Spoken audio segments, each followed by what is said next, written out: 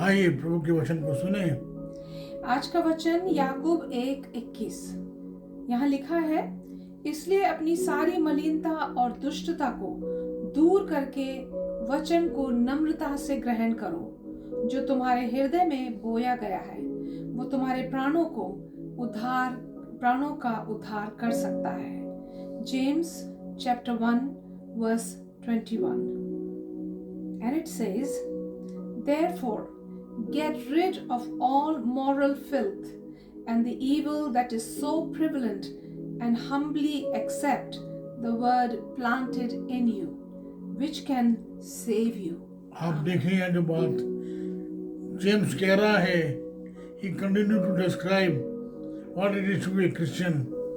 उसके होने का मतलब है पहली चीज how he should be handle his life, a daily life, and what it is to be trust God.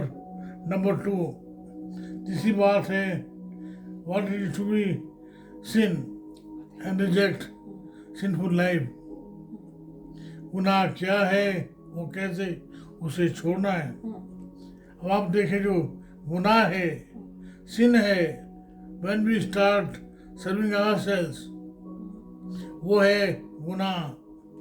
आप देखें जो बात हो रही है, कैसे हमें जो है पाप को छोड़ना है, कैसे गुनाह को त्यागना है। Let us try to understand, let us try to put away our sins.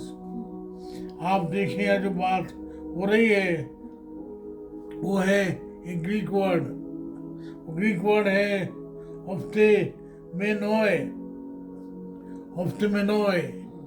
वो है जैसे मानो हम लोग कपड़े बदलते हैं, how we change our clothing. आप देखें कुलुसियन भी लिखा है 3 अध्याय के 3 पद में, वहाँ लिखा हुआ है कैसे हमने पुराने मनुष्यत्व को उतार दिया है, नए मनुष्यत्व को हमने पहन लिया है। आप देखें जो बात हो रही है वो है एक चॉइस। गुनाह करना एक चॉइस है।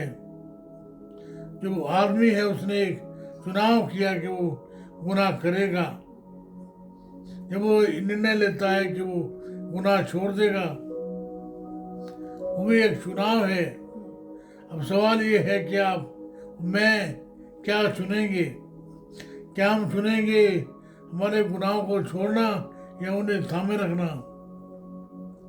यहाँ जो बात जेम्स कर रहा है वो है ऑफ्ते में नोए, उसे छोड़ना है, उसे त्यागना है। आप देखें जो वर्ड है नए नियम में, जो प्रभु यीशु मसीह के लिए जो शब्द आया है वो है वर्ड, उसे हमें ग्रहण करना है। हमें प्रभु यीशु मसीह का ग्रहण करना है।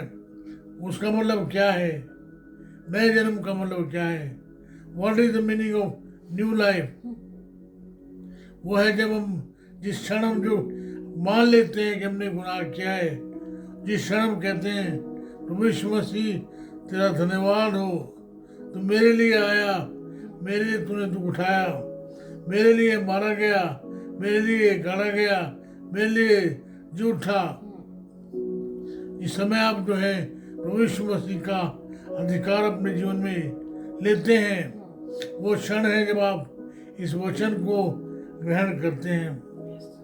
आप देखें मसीह जीवन में वो अधिकार है प्रभु यीशु मसीह का। सवाल आज इस बात का है, क्या अपने पुराने जीवन को आपने उतार दिया है? क्या आपने प्रभु यीशु मसीह को अपने जीवन में ग्रहण किया है? यदि हाँ, तो आज मेरे साथ आप आनंद मनाइए। मुझे याद है मैं भी एक दिन जब 1979 में एक 18-19 साल का एक जवान था, तो मैंने प्रभु के वचन को सुना, उसकी बुलाहट को स्वीकार किया। मुझे मालूम लगा कि मैं ही वो गुनाहगार हूँ जिसको बचाने के लिए प्रभु यीशु मसीह आया। प्रभु यीशु मसीह मुझे बचा सकता है। उस पुकार को सुनने के बाद जब मैंने पुकार सुनी कि जो प्रभु को आज ग्रहण करना चाहता है, वचन को ग्रहण करना चाहता है, सामने आए, मेरे आंखों से अविरल आंसू बह रहे थे. I was crying.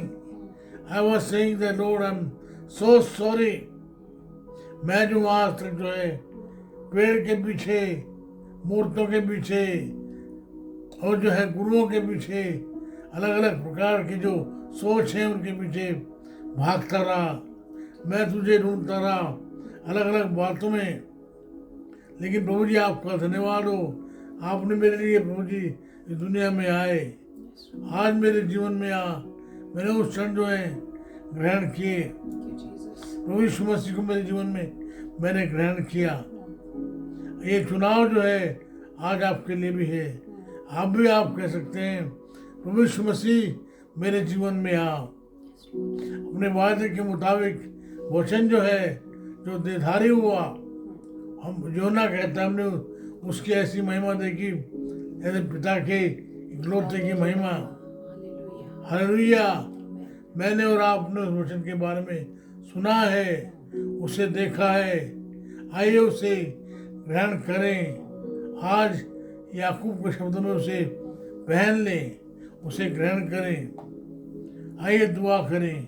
प्रभु जी मेरी प्रार्थना है मेरे अपने लिए, मेरे भाइयों के लिए, बहनों के लिए होने दे, वो चुनाव करें. तो उस सच्चे परमेश्वर को अपने जीवन में ग्रहण करें.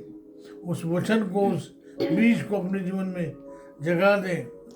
तुम हमारे जीवन में आ, हमें क्षमा कर, हमारी प्रार्थना को आप सुन लें. यीशु नाम से मांगते हैं. आमीन.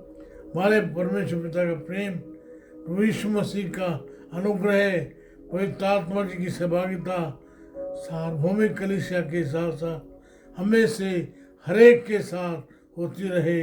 आमीन. आमीन. प्रभु में बने रहिए, दृढ़ रहिए. प्रभु यीशु मसीह को पहन लीजिए. प्रभु यीशु मसीह का वचन अपने जीवन में ग्रहण कीजिए. आमीन. आमीन. जय मसीह की. जय मसीह की.